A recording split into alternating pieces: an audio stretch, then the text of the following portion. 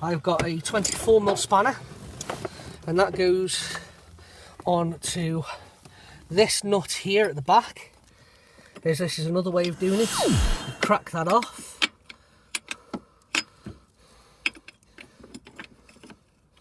It is a bit fiddly, don't get me wrong. Right guys, a little trick as well is if you are leaving the cable in place, is one of the pins that you pull out, which are the spring clip spin pins, you can actually just put them together there like that, and it will save you on cable ties, because then what you do is you drop it down that side of the gearbox there, and it won't actually go anywhere. And because of the tension in the cable, it won't rattle either. If you do find a rattle, you can always put a cable tie on it, but 9 times out of 10, it won't rattle. Right. Now we're to remove the top side of the top hat on the gearbox. That's got to come out now, so that's what we'll do. You need a 10mm, and it's this one here. These can be quite tight. Ouch. Yeah, watch you don't do that, it hurts. So I'll do it again. And there's one under there, and there's one just there somewhere. Hold on, let me just get my head in. Yep, just there.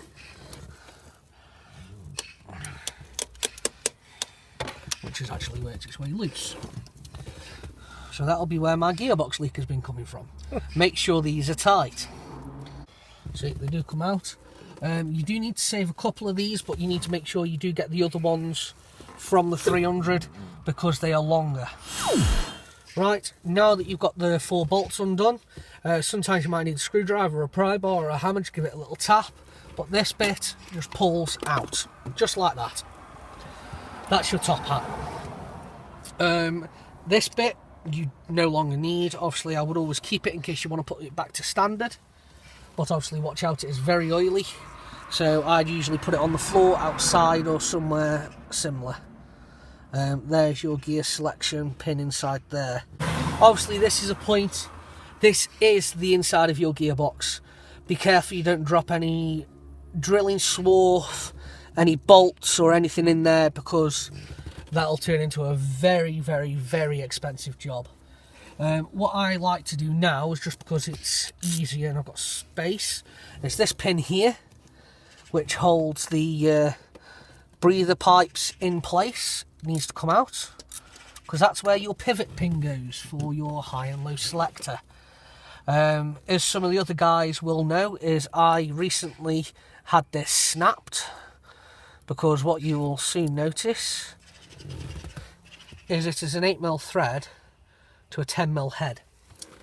I had it snapped. I have recently been able to get in there and get it out and put another one in for this mod, hence why not all my rivets were there and such. So yes, what I'll do now is I'll get some of the other parts and I'll be back in a second. I do it now because it's easier while you've got the space. Is this bit, you need to remember to get that out of the 300 box. It is the swivel pin, or pivot pin, or whore on legs, anything you want to call it really. It's got one of the stupid, ridiculous staple type clips. It'll be the only one that you need to keep. Right. Okay, one of the plastic bushes have been lost off this, but it doesn't really matter. It doesn't affect it that much. That now goes in place of the pin we just removed that holds the breathers in place. Now, if you only slacken the nut just to pinch it off, what I did is I actually removed it in one, so that nut is set at what it was on the 300 TDI. So what I'm going to do is I'm just going to screw that up to there. That's where it was set to, and that's where it'll need to be. That's literally it. And then what you do is you get your little lever. It goes on like that onto the top of the nipple on the top of the box. It is an 8mm thread, so an M8 nut, 13mm nut if you work that way, and that goes in here. If I could get the torch down there, please. Right, if you can see down there, if you look, you can see where it's fitted.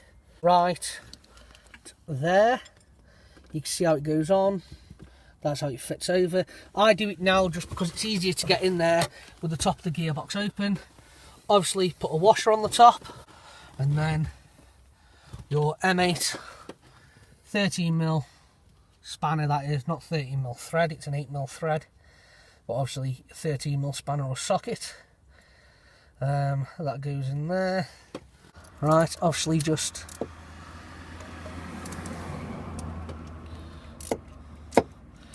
nip that up to, right, obviously it selects high, not high, it locks while you're nipping it up. That's not a problem, it means that it's nice and tight, just the way you like it. Right, now put the staple clip on the back. There we go, the staple clip is on. Then just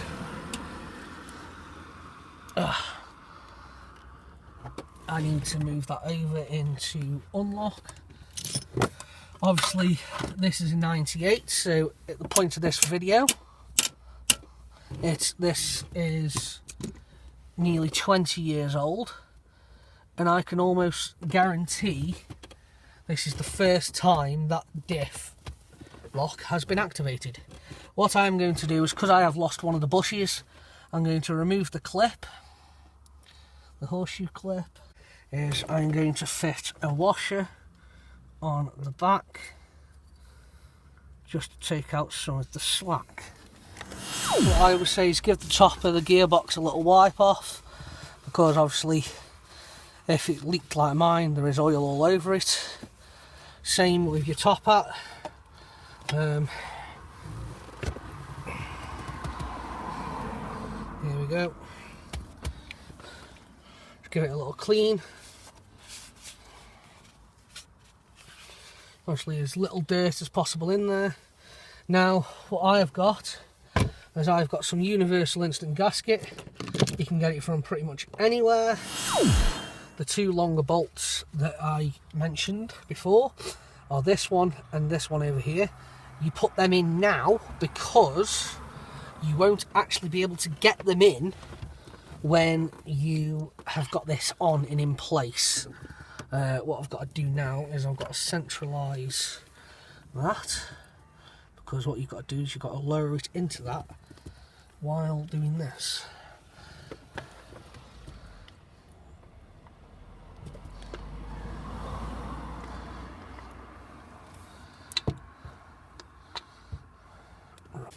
That is just locked into place inside the gear. I'll just pass the torch to my assistant. Right, that now will go down into place. It is quite fiddly. Okay.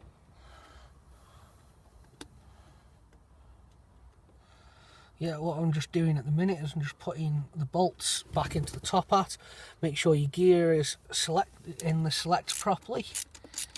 Obviously then after this you do this bottom right hand side one first, because that's got one of the positioning dowels. Then this top one here, that's got another one of the positioning dowels. What you want to do is make sure these are nice and tight, because obviously if they're not tight your gearbox will leak. Right guys, now that the top hat is on with your gear linkage, obviously check that it's selecting left and right, third and fourth, and that's pretty much all it needs to do. You've got your high and low selector with your diff lock there. We are now going to actually connect the actual high and low selector now. Right, so if I could ask my assistant to hold the torch, this will go on there.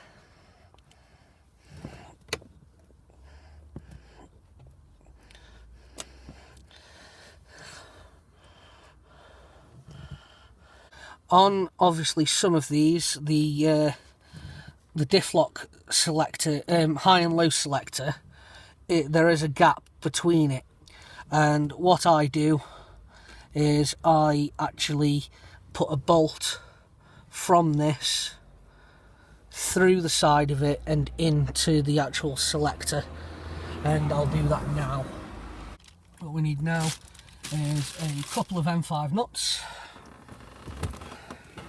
and what we'll do is down in here, put that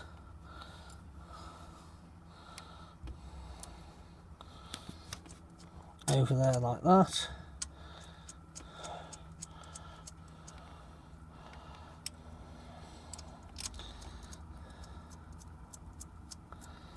And just tighten that up nice and tight. Right guys, what you do is down there you put a M5 bolt through, or an M6 if you've got it. Then obviously it is an M5 there, connect it all up, check everything is tight. I had to skip a bit of the video because it was just tedious tightening up bolts that you've already undone, but that's pretty much it. Obviously it won't always line up, but if it does, brilliant. If it doesn't, you use the bolt like we have, and then yes, it's pretty much all self-explanatory.